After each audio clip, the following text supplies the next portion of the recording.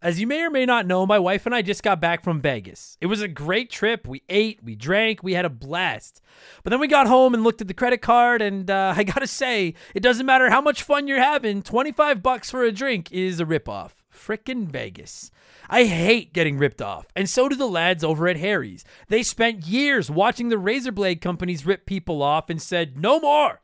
Not all heroes wear capes, my friends, and they want to prove that they're legit by offering you hot dogs a $13 trial set for just $3 at harrys.com/RTG. I've been telling you about them for months, and I'm genuinely proud to have Harry's as a sponsor of this show. I wasn't kidding. The plastic, futuristic-looking crap razors you get at the store are overpriced and they're poor quality. Harry's blades are crisp, clean, and classy. They're the kind of razor you'd expect your grandpa to have on his bathroom counter. And most importantly, they work. Shave after shave, they're so smooth, they're precise. I used to go through the crappy store blades all the time, but Harry's are built to last. And they're not just better quality than the other names, they're more affordable. And they deliver. Just set your schedule, and for as little as $2, new blades, shaving creams, lotions, everything you need, right to your door when you need it. I genuinely cannot think of a reason not to try Harry's.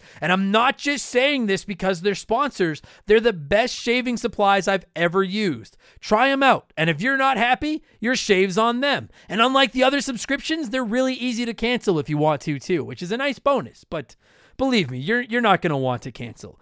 Getting ripped off isn't funny. Switch to Harry's. Get started with a $13 trial set for just $3 at harrys.com/RTG. That's harrys.com/RTG for a $3 trial set.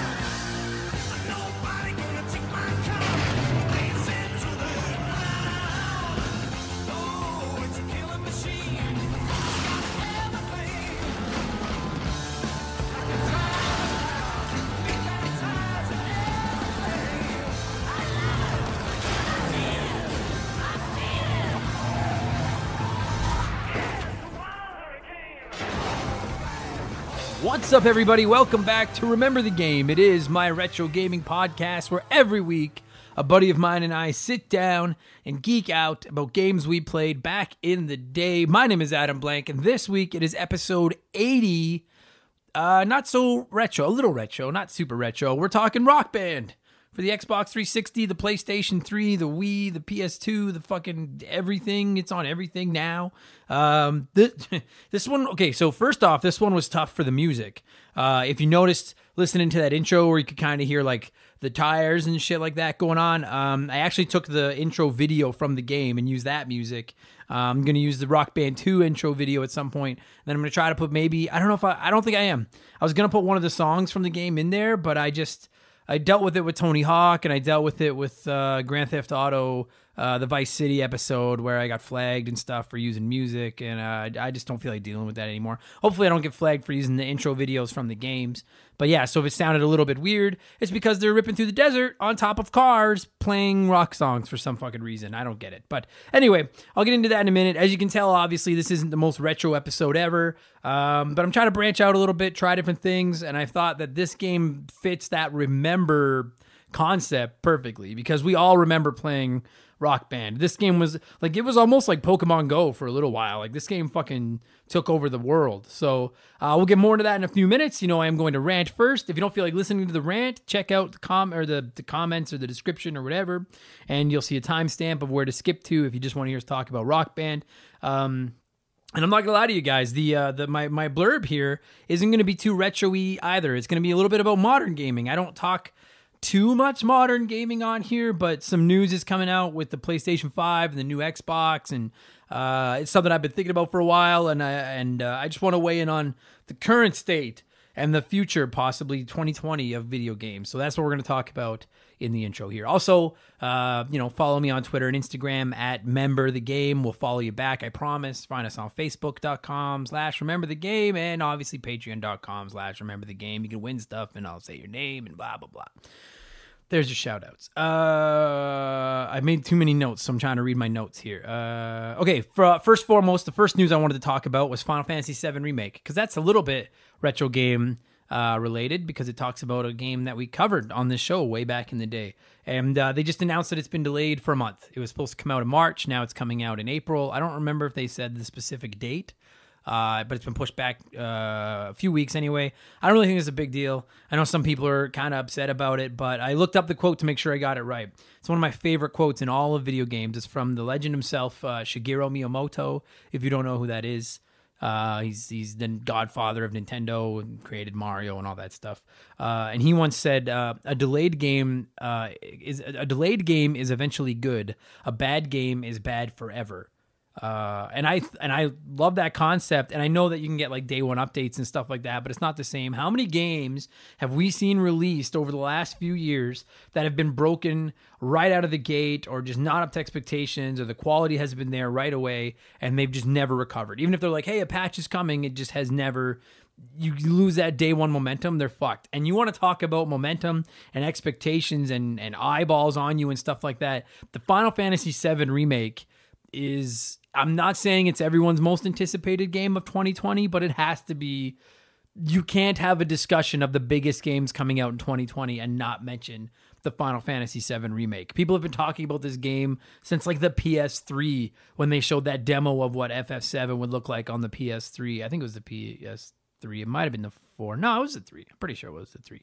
Anyway, I can't even imagine the pressure they're under, the expectations that are coming on this game. So if you have to delay it a month, I see no fucking problem with that. Delay it fucking 4 more months if you have to. I know none of us want that, but like, get it right. Because if you don't get this game right, Square Enix, whatever the fuck you're called now, you're boned. You're just going to blow up in your face. And my buddy Chris pointed out to me that now in April of 2020, Cyberpunk 2077, the Resident Evil 3 remake, and Final Fantasy VII Remake are all going to be dropping within that 30-day, is it 30 days? Yeah, 30 days in April window. That's fucking crazy. And I'm curious to see. I don't think either one is going to have a gargantuous effect on the Resident Evil 3 Remake sales, because I think that one is, I'm not going to say under the radar, but I think it is compared to Cyberpunk and Final Fantasy VII.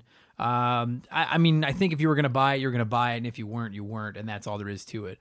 But the Final Fantasy VII Remake, I do think, could take a chunk of Cyberpunk's sales. And I mean, and you know what? I mean, maybe there's a counter argument that Cyberpunk is going to take some sales away from Final Fantasy VII Remake. I don't think so. I get that Cyberpunk is like one of the most anticipated games of the year for sure, but there hasn't been a 10, 15 year wait for it like there has been with the Final Fantasy VII Remake. And quite frankly, if I was releasing a game this year, that would be the game I would want to stay the fuck away from. Like in the past, like when Grand Theft Auto 5 dropped, or when Red Dead Redemption 2 dropped, or like one of these fucking monster games comes out, you're just like, hey, you know what? I was going to release my game that day. I'll keep it. I'll hold it back for a month or whatever, stay the fuck away from it. And I feel like I'm curious to see if Cyberpunk replies, or if they're just like, all right, fine, we'll go at it with Final Fantasy VII, because that's going to be a crazy month. And not everyone can afford to buy both, So anyway, so that was the first news I wanted to touch on.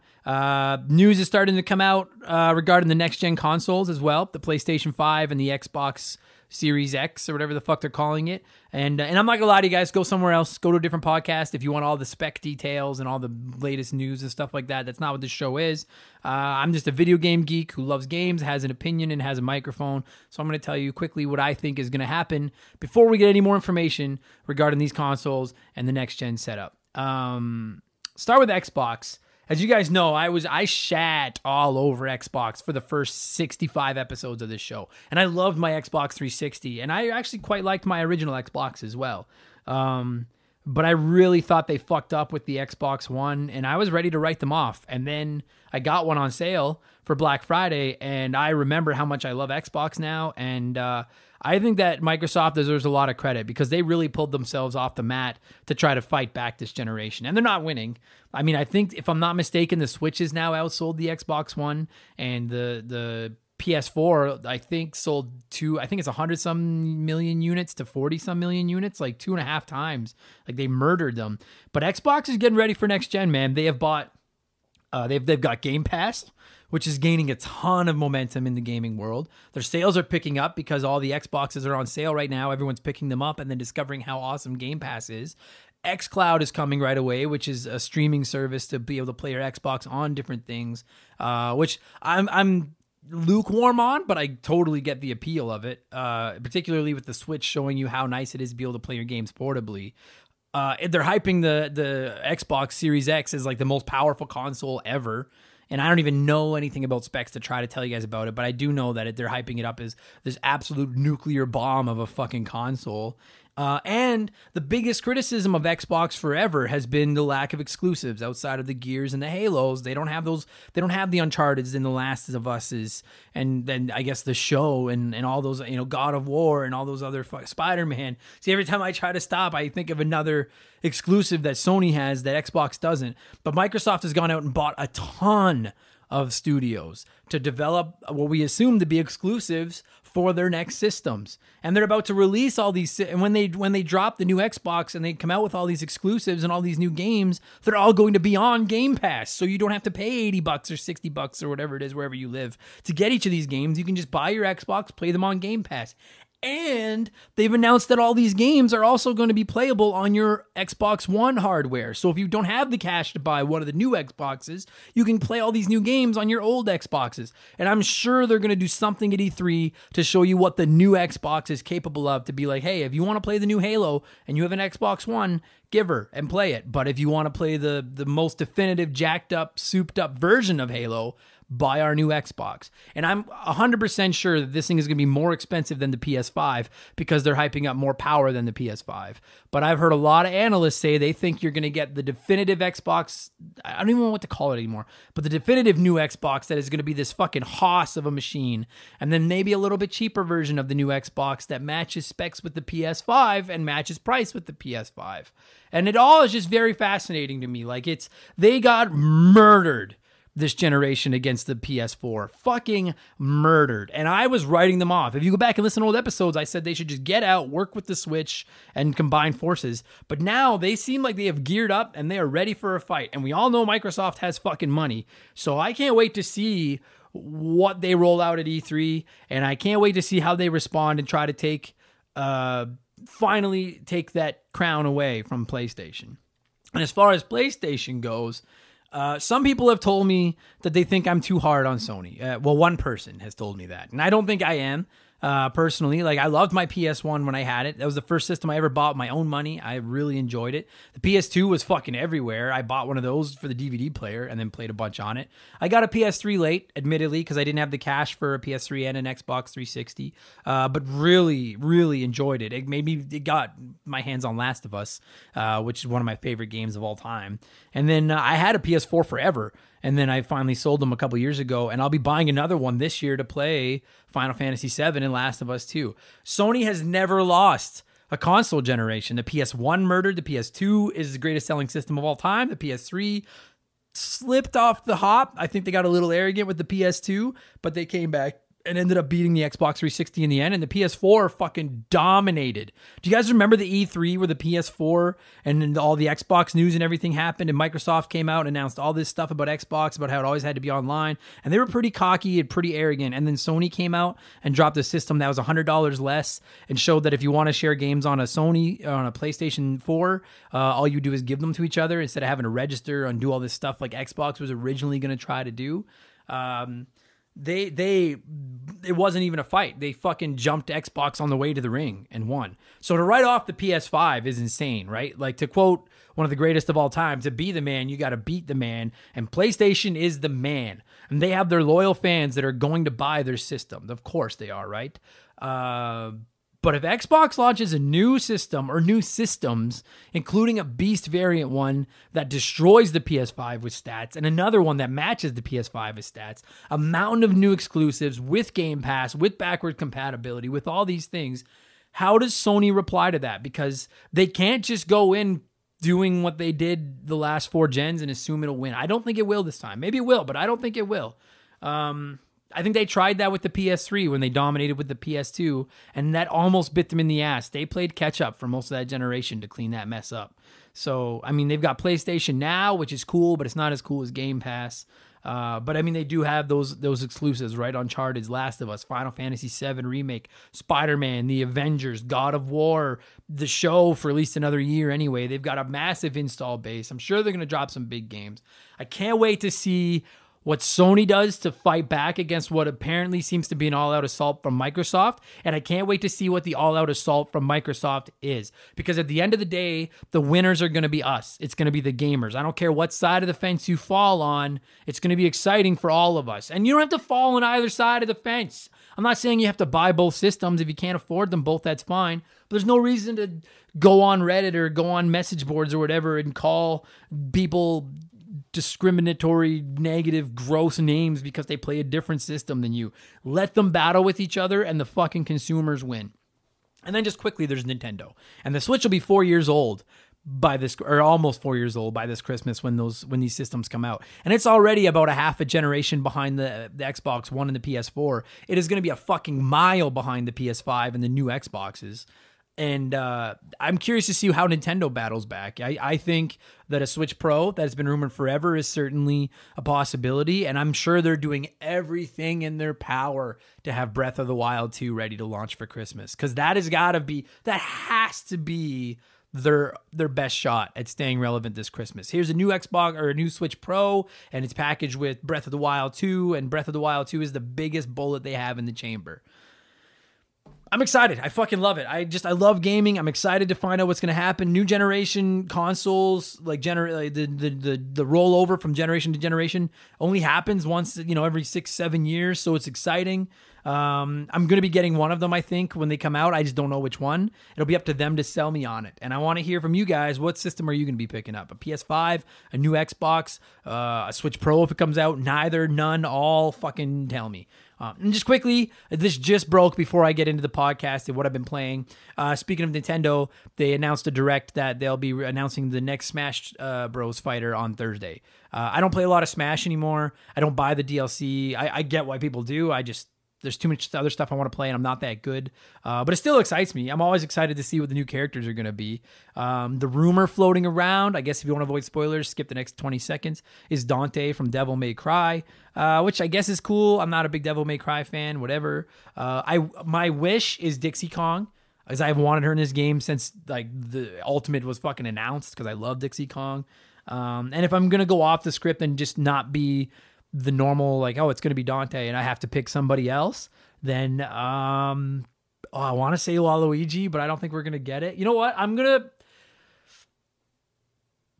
to go off the wall and say Master Chief. Let's go with it. Let's do it. Xbox drops the ball. I mean, maybe Banjo-Kazooie, but I'm gonna go with Master Chief. I think that'd be fucking sick. That'd be so sick, wouldn't it? Fucking Master Chief. If Snake is in there, Master Chief could be in there. So anyway, that's the long enough intro. I'm going to take a really quick break just to tell you guys about my wrestling podcast. It's like 30 seconds. You can listen to the music in the background if you want to. It's not advertising. It's me plugging me. When I get back, I'll tell you what I've been playing, and then we will set the stage for Rock Band. Oh my gosh! So close! He kicked out! He kicked out! He kicked out! Hey geeks, I love video games, and I also love pro wrestling.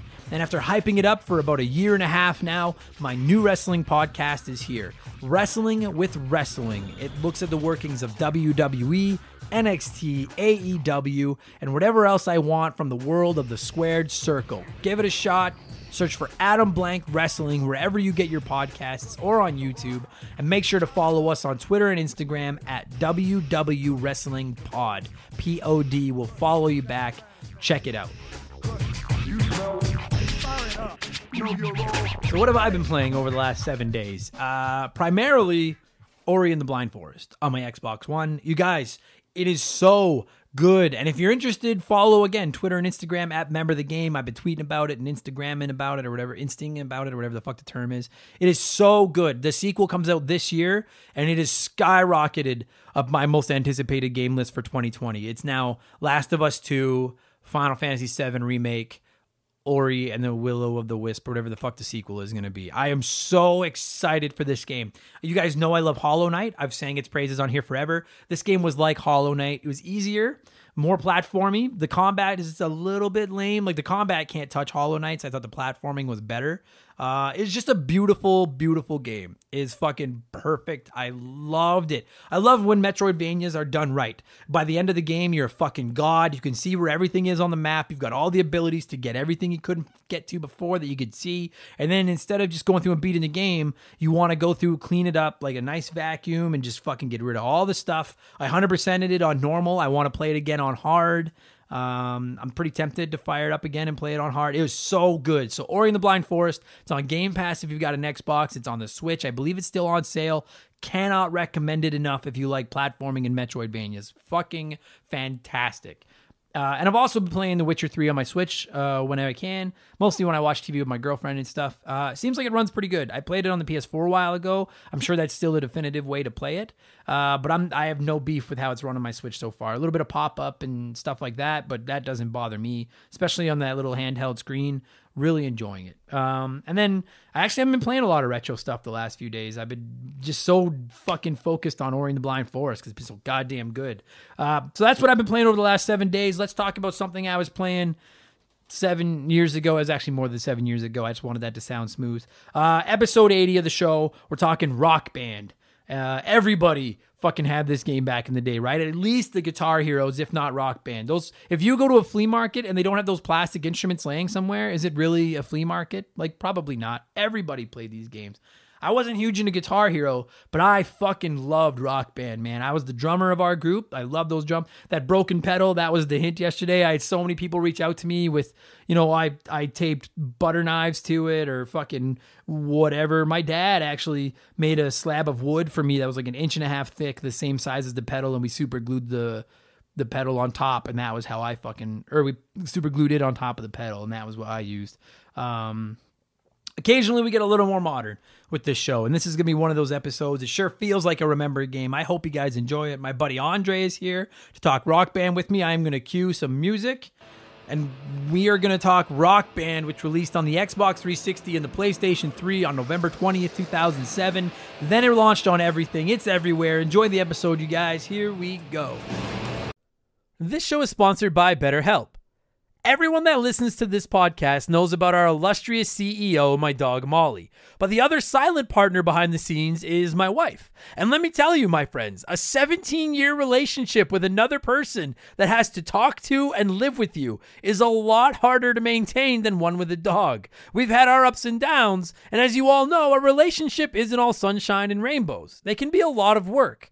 You get out what you put in when it comes to relationships, and talking to a therapist can be a fantastic way to put in some work. They can help you work through your issues, learn to communicate better, and even just provide you with an ear to bend when you need it. I've talked to my therapist about my relationships, especially when it came to my stand-up comedy career and how much I was away from home, and they helped me work on ways to keep my relationship strong even when I was out on the road. It turned out our relationship was actually better when I was out on the road, but that's a story for another day. And I know, right? Therapy. Who has the time these days? BetterHelp hears you, and they're making it easy. Fill out a quick form online, and they'll match you up with a therapist that suits your needs and that'll work around your schedule. You pick the meet times, and you can get your therapy fix from anywhere, over video, phone, or just chat. Become your own soulmate, whether you're looking for one or not. Visit BetterHelp.com/rememberthegame today to get 10% off your first month. That's BetterHelp, HELP.com/rememberthegame.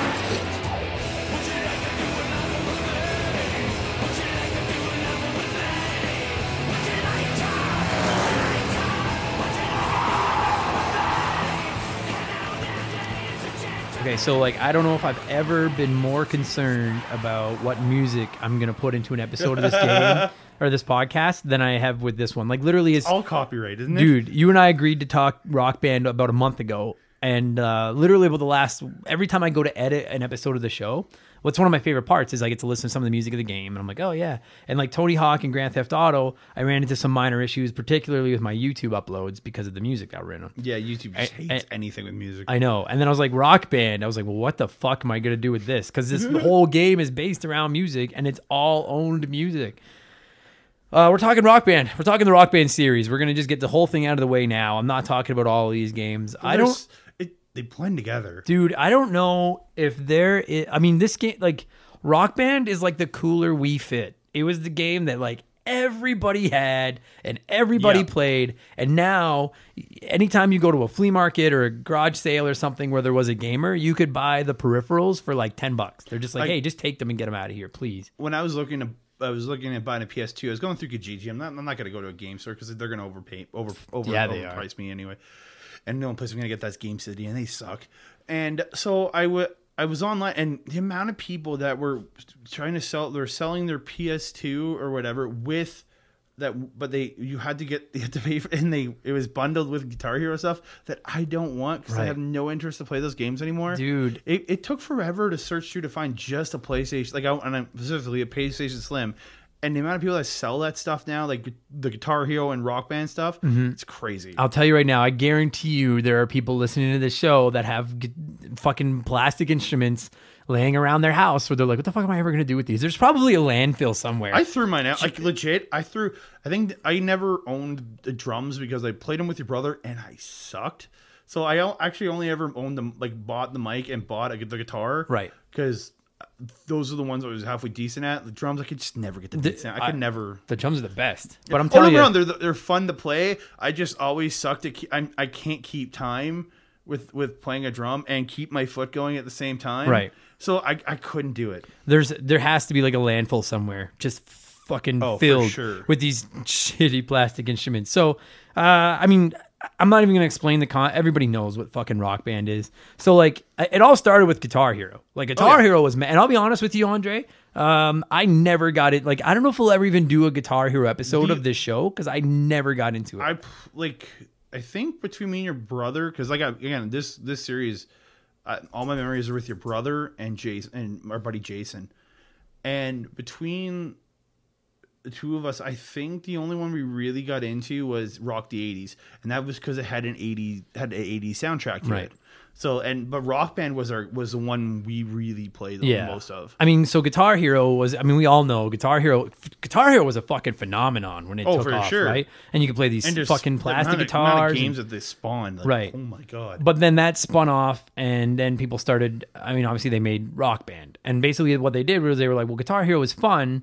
Let's make a party game. And so then instead Rock Band became you could have two guitars, and one would be the guitar and one would be the bass. I know in Guitar you could have two guitars because you could battle back and forth. Oh, okay. I know in that one you could battle back and forth, but you didn't play together. No, you didn't. I know there must have been some co-op mode at some point, but you couldn't play together. No, it was like, so they took Guitar Hero, which was like a fun game for people to play, and they were like, let's make this into like and I honestly, and people are going to fucking yell at me for this. Was Rock Band? That was a Harmonix. Did Harmonix make the Guitar Hero games, or was that somebody else? That was somebody else. It's got to be. There's no way they released two separate franchises. No, because they would have just improved on Guitar Hero at that point. Yeah, because then Guitar Hero ended up coming out with Guitar Hero World Tour or whatever, where they had drums and shit too later. Yeah, remember I know. Yeah, but for me, really, once you had your Rock Band drums, though. You didn't need to purchase any of the guitar. If you wanted to buy Guitar Hero World Tour, you could just use your Rock Band drums. Right, yeah. Everything still responded the same. Right. So I'm pretty sure. Yeah, you're probably right. Guitar Hero took off, but then Rock Band took the concept of Guitar Hero, where you could sit around and just play the guitar with each other, and made it into like not only a party game, but like for a while it was the party game. I remember literally both hosting and going to house parties. Where we would just play Rock Band, and it would be like the coolest thing, where everyone's watching and you have someone on the guitar and someone playing the bass with another one of those guitars. Yeah, who you always gave to the worst of your two guitarists. That was me. I when I've played, I could get up to about a hard mode. I could get about a hard. There's what is there? Beginner, medium, hard, and expert. Yeah, it was like the four best difficulties. I could ever do on guitar was hard. Right. But bass, I could play expert no problem. Right, yeah. Well, because like, I mean, when I couldn't be on the drums, I took the bass because I sucked at guitar. Yeah, me too. But there was the guitar, the bass, there was the drums, which I thought were the coolest thing, and then there was the singing as well. Yeah. The coolest thing about the singing, though, I think it was Rock Band 2. There's a Beastie Boys song in there. If you just put the mic by the speaker and let it play, you get 100% on your mic because there was no pitch for Beastie Boys. You didn't have to change because it's that monotone, auto-tune sound. It's them, like it's totally gone through since, and it's just one solid sound. Right. The speaker would do everything for it. Oh, I love it. It was great. So that was and it was like and we haven't even gotten into the scoring and all the music and like the hard and the getting hundreds and all that shit. Literally just sitting there with your friends rocking out to some of these songs. Like I remember I ran a ball hockey team at the time, and we would get out of ball hockey, and then a bunch of us would be like, well, let's go back to play Rock Band. It would be like it was almost like ball hockey was this thing we had to do before we could go and play fucking Rock Band. And like some of those songs would like, I mean, I like when I think of Rock Band, the two songs that jump out at me the most that I remember playing and just fucking adoring playing on Rock Band were Gimme Shelter. Yeah. And Living on a Prayer. Those are the two that jump out at me. Yeah, just the playlist song I can't remember anymore these days, so I didn't really look up the playlist for this one. Like I'm just looking at it right now, and like it says it came with 58 songs, and then over 2,000 downloadable songs. Like the amount of money this game probably made on DLC. Game received widespread critical acclaim with sales of 4 million units and global revenues of $600 million. Players have made over 100 million downloadable song purchases since Rock Band's release. And there's Rock Band 2, The Beatles, Lego Rock Band, Green Day Rock Band, Rock Band 3, and Rock Band 4. And I think that this ship has sailed now. Like they're not making these games anymore. I think people are kind of I don't think there's anything. I don't think there's anything for PS4. I think that part of the reason Rock Band is dead is because... No, there's not. Just looking at it right now. I think part of the reason the Rock Band franchise is dead is due to online. People don't get together to play games anymore. And this one, like I'm telling you right now... This is a party game. You have to be sitting in the same room, dude. That's half of the fun. And like... You turn I'm not a big sound guy. I don't usually play my TV that loud, but like when you're playing these games, you turn the TV fucking up. Oh, for sure. And you rock. And like again, you said that you played the bass. I was playing bass mostly. Like even at home by myself, I would play bass because just so I could play expert mode and get like the 3. You know what I mean? So you can complete everything. So I can play everything. I played the bass almost all the time. Right. Yeah. See, I always did the drums.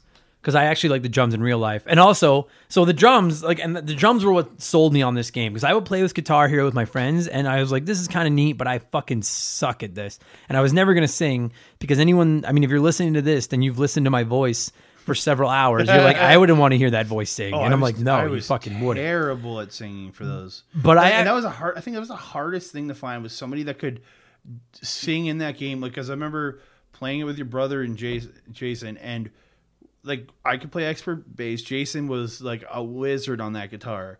Like his fingers I think you could still do it today. And Josh was really good at the drums. He was playing expert level drums. Right. But if we wanted to do a 4-player like through an endless set list or get like four experts, it was hard to find a singer. Oh yeah, dude. Same thing. We would literally there'd be groups of 30 or 40 of us at a party, and no one would sing. It would be 3-player because nobody wanted to be the one, which I get. Like, singing sucks, especially when you're not drunk and karaokeing it. Singing can suck. But the guitar, the bass, and the drums. And what I fucking love... So the drum set, to me, was the coolest thing because it came with the 4 drum pads. Yeah. Like the red, yellow, green, blue. And you just had to hit them in the order that they would come up. But it also had the foot pedal that everybody broke. Oh, for sure. Everybody broke. I remember my dad actually helped me out and cut out like an inch thick piece of wood, the exact shape of the foot pedal, and then we glued the broken foot pedal to the bottom. So you had this thick, you were on, it was not going to break. Because everybody broke that thin fucking cheap ass foot pedal stomping on it. But yeah, so the music notes would go up on the screen, and for anyone that's played these guitars, everyone knows how the guitar and the bass work, right? There was 5 buttons or 4 buttons? There's 5 buttons, 5 finger buttons. On easy, they'd only let you use 3, maybe once in a blue moon the 4th. Right. On medium, you were using 4, and once in a blue moon, you'd have to hit the 5th. Right. And then again, when you get to hard, everything's all 5. and then expert just everything gets faster. So then you're clicking all these buttons while you're strumming that fucking and then I remember thing at the bottom of the neck, because when you go into like the solo spots, you got to like hit the button. And you didn't have to click anymore, right? Like with those ones that were farther on that, you just hit them while you're in this like the solo. That's right. You didn't have to strum it. You just had to hit the buttons. But especially if you're playing expert guitar mode, like I watched Jason with both hands hitting them and getting like perfects in there. Right. I'm like, oh my god. And then the guitar had that fucking, and I don't know anything about actual music, so there's a real term for this, and I'm sorry.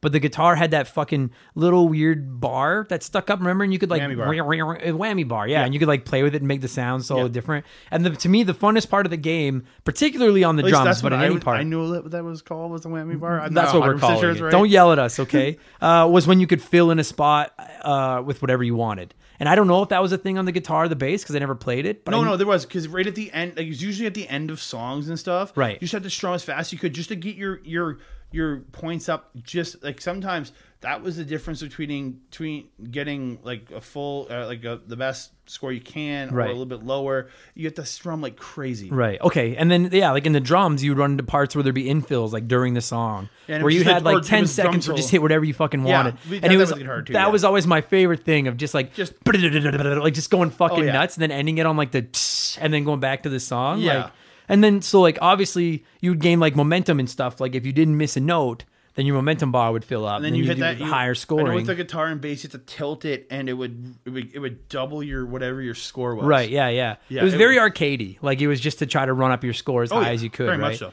And the best part was like when you were really doing bad, the audience would like boo. Yeah. And if you missed too many notes, then it would like it would fail you. Yeah, and you'd like get booed off the stage. Yeah, and that was so funny. Oh, and I like when you're playing at a party, and especially if you had a few drinks, and you're all yelling at like the one guy who's like sucking. Yeah, and you're just like, dude, like they're fucking booing us, and it's all your fault, right? Well, and I don't know if it was the first one, but I know either in 2 or 3, if you were doing that bad, you would boo out, but it would kick you out, but it wouldn't kick the other. I remember at one point, I think it didn't kick the entire band out. Oh, really? It just wouldn't give you the completion for that instrument. So like your drummer gets kicked off stage, but the guitar and the bassist are still out there playing. I think I'm not sure, but I remember being at points one being kicked out and the other still playing, because if you're doing good enough, you can keep it going, and I think you can bring them back. I don't know if this was Guitar Hero or Rock Band or what, but I know that was at one point you could bring somebody back. Oh, that's so fucking cool. But you had to do so well, and then use your the tilt, the star power, whatever it was, to bring them back, and you get them back into the song. You only have a certain amount of time to do it, and then it would fail you, I think. But I don't for sure remember that. Just such a fun party game, dude. And then in Rock Band, at least, I don't know, it's Rock Band. It's not. I don't have to keep saying I don't know about Guitar Hero, because we're not talking Guitar Hero, we're talking Rock Band. I remember playing like the career mode. Excuse me. You'd like design your band, like you'd come up with a name, and then you could make each person like customizable. Yeah, you could make each person look their own way. Yeah, dude. Because I remember we let the game name our band on like our main file. Oh yeah, and our band to this day, I remember our band name was Original Towel. And we were like, dude, we should actually. That's just such a sweet name for a band. Original Towel. I know at one point, me and your brother, it was like 5 seasons or something. I don't know. We were just emo or something.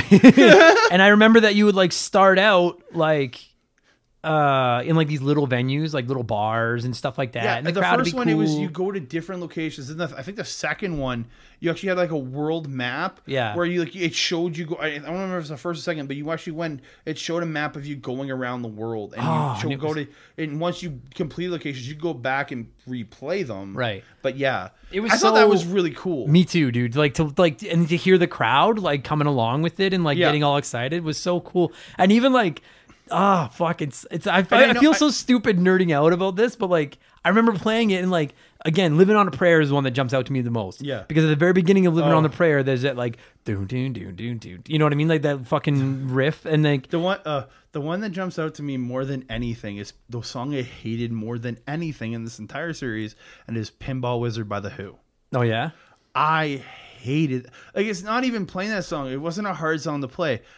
Just after hearing it 5 times, and it's just not a song I like. Yeah, it would just grind me, and it was in every second play. Like, whenever you went to a new town, you had to play like 3 to 5 songs and whatever thing to complete it. Right. It was in like every second playlist. Yeah, I hated it so much. And you could like.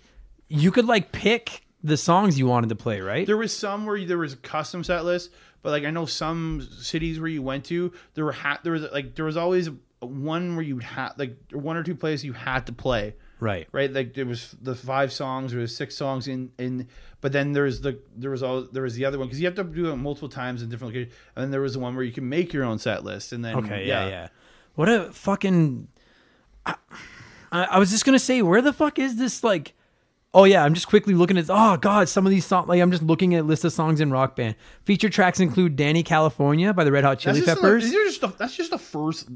Don't fear the Reaper. Oh, so good. Enter Sandman. I remember doing Enter Sandman and fucking loving it. Learn to Fly by the Foo Fighters. Oh, so good. Oh my god. Just all the great songs in this series. And you're right. I remember the same thing. There were a few songs like Black Hole Sun. Yes. And Creep. I love Black Hole Sun. I hate those fucking songs. And having to do those songs over and over. And like even literally I felt like I was mailing it in on like my bandmates. Creep wasn't one I really crazy enjoy, but it didn't bother me. But like I love Black Hole Sun. That's a song I still listen to this day. I was a fan of it. I was a Soundgarden fan though. I was a fan of Soundgarden. But this song, but this game was like, I almost feel like this game was. Blitzkrieg Bop is on this list from the first one. Blitzkrieg Bop, that's so good. I feel like this game was designed for DLC. Like, because I know I personally bought songs. I know lots of my friends bought songs. You would buy like your favorite band. You know what I mean? Like I bought some Blink-182 songs. I bought Offspring, like the bands that I like, right? Okay, so I know they put it like I know when the first Rock Band, it was on PS2. So it came out with they dropped a track disc. Literally on here, one of them is Timmy and the Lords of the Underworld. Timmy! South Park. I was just I just looked at it. I'm like, oh my god, I forgot about that. And that's something else. I literally forgot all about that. I don't usually reference this kind of stuff, but like, who doesn't remember them playing this game on South Park? Oh, they did, and they kept changing them. Like Cartman would keep changing the lyrics. Kenny was the drummer, yeah, and then Stan and Kyle played the guitar, and then I remember Cartman singing "Poker Face." Stands out to me to this day from playing this stupid fucking game. And I don't remember. I think it was a guitar. They did a Guitar Hero episode where Stan got or one of them went. Yeah, Stan blew up and ditched Kyle. And ditched Kyle. It was just what the hell? I don't know if it was the same episode or not, but it was just what the hell? That's how you know that what you've made has become a cultural phenomenon is when it's showing up on South Park. And yeah, because I remember. And they did. I know at one point, I don't know if it was like Robin 2 or 3, they released the Cartman version of Poker Face. Oh, really? It's just the same song, but it's the guy who voices Cartman singing it. Oh, I love it. That's so good. I can't remember what game it was, but yeah, that was hilarious. Did they ever do like a battle of the bands? Like, I think that would have been a cool mode where like you had to like put up a certain score to like beat the other bands like on your turn. You know what I mean? And I don't know if that ever existed because they just did the world. I don't remember. I think they probably did it at some point. Right. But like where this game kind of lost me was Rock Band 3. Why? Well, I started playing it, but like what I really liked about 1 and 2 was that it shows your people traveling to different parts of the world. Rock Band 3 opened when you started the game, it was just mostly a menu screen. You selected your song or you selected the players you're going to play that time.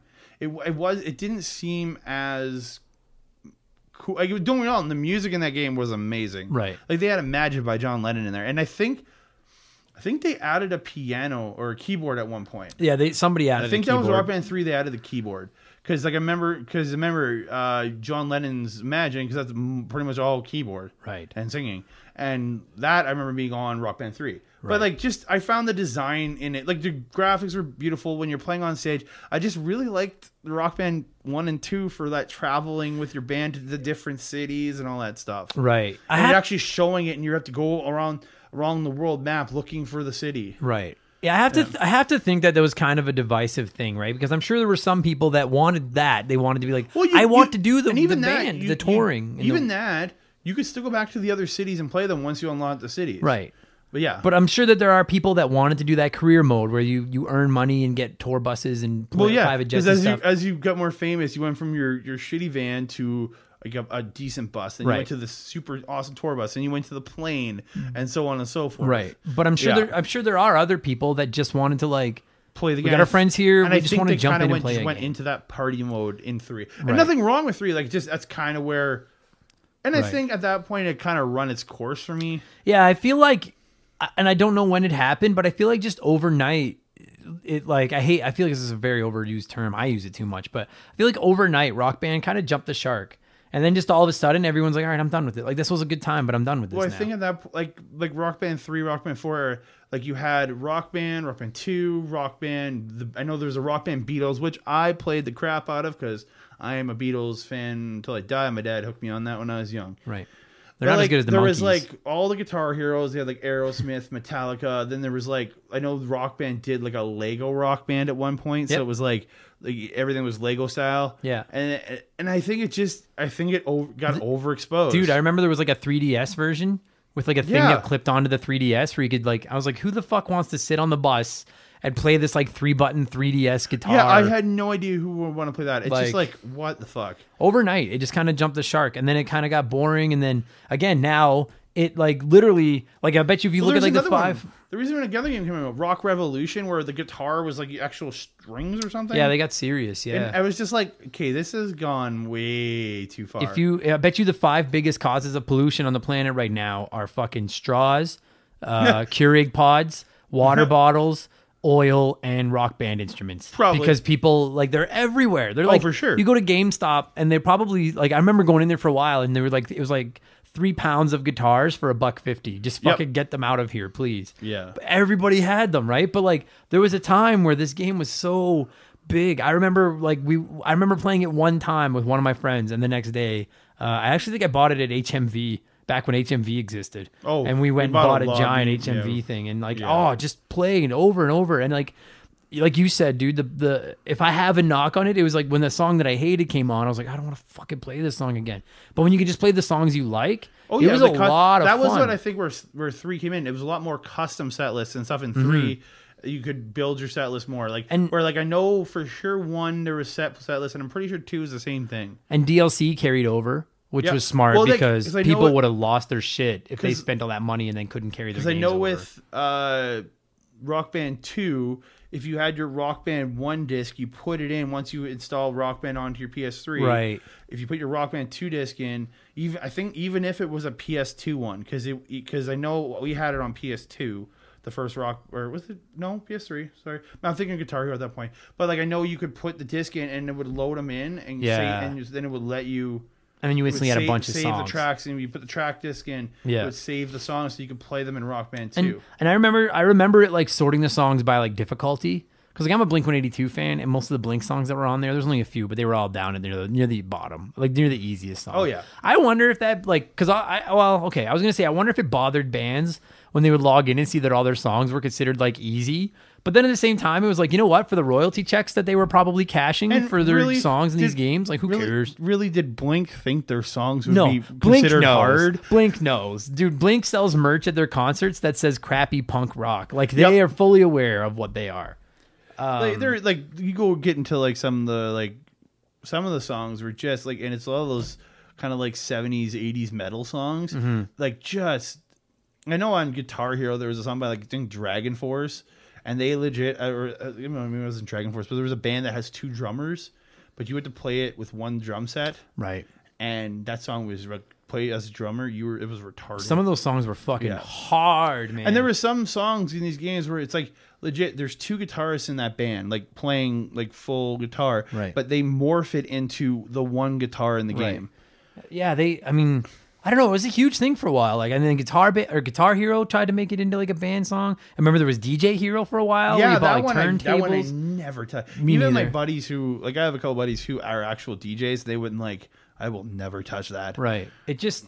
It feels like it was huge, and then all of a sudden it died. And now I just can't imagine a world where one of these games would work now because couch co-op is dead. And playing this online just wouldn't be nearly as fun. You got to be sitting there with your buddies where you can break your buddies' balls if they're killing you, and you got to like laugh and rock. It really is. You really do feel like a band together. It's fun. The aspect of it is what really sold that game. God damn, they were fun back in the day, though. And like, I mean, for sure. And I remember reading like criticisms of these games being like, this doesn't teach you anything about it. It's not supposed to. Well, and South Park did that, where he was just like, I remember like Stan's dad like telling them he could teach them how to play it on a real guitar, and they're like, why do we want to know that? Like nobody wants to know that. One of the episodes, it's the one where Stan goes famous because of Guitar Hero. Yeah, and literally the kid the other kid he joins up with starts playing it, but he's playing it acoustically. Yeah, it's just him clicking the buttons at like a restaurant, and it's everybody just like starts clapping to it. Yeah, I can't remember what the song was, but they just all start clapping to it, and it's like, what the serious? Someone's like, "Oh, I love this song." It literally is just like he's just pushing the buttons. Yeah, I don't know. I remember that song. I remember people getting mad and be like, "You could actually learn how to play an instrument," and you know what? Admittedly, yeah, maybe you could. Oh, don't get me wrong. I learned how to I terribly play guitar in high school, right? Like terribly, but who cares the crap? It was all about having the fun in playing these songs. Yeah, most of to me the. I mean, the reason I play video games is I escape reality and I relax with them. And I mean, my girlfriend would argue that they don't help me relax because the sheer amount of video rage that I get when I play games. When your brother moved into your bedroom after you moved out of your parents' house, we found the holes. Yeah, I fucking have problems. It's funny because you could insult me, make fun of my family. I don't care, but give me a video game that makes me angry and But it's about the escapism and honestly, dude, I will say you felt like a superstar. I can't think of too many games where I've felt this much of an escape from reality as I did with the Rock Band, playing it with my friends, and you literally every time it would show one of your characters on the screen, be it the bassist or the guitarist or the drummer or the singer, and you're like, that's me, and he's rocking out, and it was just so much fun to just forget about the world and just rock. We've all listened to these songs driving in the car and done the air drums or fucking rocked out while you're driving. Pretty much doing air drums or air guitar. You just have a controller in your hand now. With a controller, and you're actually getting a score. It is so much goddamn fun. And as you said to the characters, just a customization of the characters, and you can make the looks different and all that stuff. That was so cool. Everybody. It's not like just I'm generic guitarist number one. It's like you could actually make your character look cool. Right.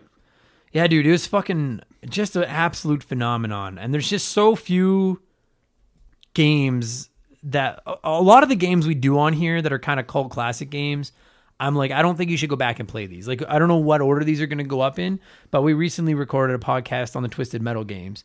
And I was like, I don't know if these are worth playing today, the first 4 Twisted Metal games. And it's funny because Rock Band, I would love to fire up Rock Band and play with some of these games or play with this again. But the problem is I don't want to haul all those fucking, I sold my plastic instruments for $10 and I don't want to go get them again just to try it. You know what I mean? And the thing is and I think to play this, you need to get people together. Yeah. Don't get me wrong. I know people that have mastered this game by playing by themselves, right? And nothing wrong with that because they just really like. And it's one of those games where I play by myself a lot. When you can't get together your buddies, you want to play some Rock Band, you play it on your own. Yep. But to do it now, I wouldn't just if somebody was selling it cheap enough when I was looking for my PS2, if somebody was selling it for a guitar for $5 on the internet and they want to bring it to me or meet me at my work or something and drop it off me and I'll give them $5 for a guitar, maybe, because I still have Rock Band 2 sitting in my house, right? And I have a PS3, but otherwise I don't think I'd ever want to try and buy one of those instruments again. No, because that's the thing is you'd buy it, you'd play it once, and then be like, all right, well now I'm the one stuck with these fucking plastic instruments that I don't want anymore. I think it's over and it's done, but it played a big I don't know. I don't even know if I want to say it played a big part in gaming history, but it was a big part of gaming history. And honestly, I think that Rock Band might be, or the Rock Band type games might be the last really good traditional couch co-op experience. Don't get me wrong, you could play Mario Party today or Smash Brothers or Mario Kart today or something together on a couch with your friends and WWE or whatever and have fun. Yeah. But I don't remember a game since the Rock Band series where you had to all get together and it was a party and you could all pass around the instruments and just rock out, and it was built for that shit. Figure out time to get together so you could do an endless set list, because I know for the first one it was 50 some songs, we had to play through every song, and the second one was 70 some songs, and the third it's just trying to get together to do that and set the times. You got to put together an entire day to play through that endless set list, because you got to because all you got to do is pause, so you got to take breaks and all this stuff. So it was hard, and to do that now I'm just I don't think I'd be able to get more than 2 people together. It's tough. I normally despise games that count on stupid peripherals to play. This might be the most, again, I mentioned Wii Fit right off the top. And the two that stick out to me are this and Wii Fit. As the most successful peripheral required video games of all time are the Guitar Hero Rock Band games and Wii Fit. Like, these actually worked. People bought them for the peripherals. People loved them for the peripherals. Good fucking time. Again, I don't know if I'll ever play it again, but fucking good times. God, I had fun playing these games. Yeah. I have no idea how I'm going to edit music into this. Oh, God. But if you're hearing this, then I figured it out. I'm excited to hear. Yeah. There's got to be like a generic like tune that opens the game. I'm pretty sure there's some like, but they're tracks nobody played. And there's some games I think like in the Rock Band 3 and 4 they released that were like originals. Yeah, I'll probably try that. Either that or I'll edit in some actual music, not put it on YouTube, and just pray that no one ever listens to my podcast. They could sue me and take my like $80 Patreon. So. Andre, on a scale of, I don't know, there's 58 songs in the original game apparently. So on a scale of 1 to 58 songs, how many games would you give Rock Band? How many songs would you give Rock Band? 50. I'll go 54. I had so many, like, so good. I'll never play it again, but I have, this is memories to me, right? Couch co-op, this was like the new couch co-op. Fuck, it was fun. Everyone listening to this, you know what? If you're listening to this right now, leave a shout out on Twitter or Instagram or Facebook or one of our accounts and let us know. I want to know if you still have plastic instruments at home. I want to see just how many people listening to this still have plastic instruments laying around the house, because I promise you there's a lot of you. There's got to be at least a couple. And then we'll get them all together and dump them in a lake somewhere. Just burn them. This is a group burning. Yeah, fuck it. No straws. We'll just pour a bunch of fucking fake guitars into the water instead. Andre, thanks for doing this, buddy. Always happy to.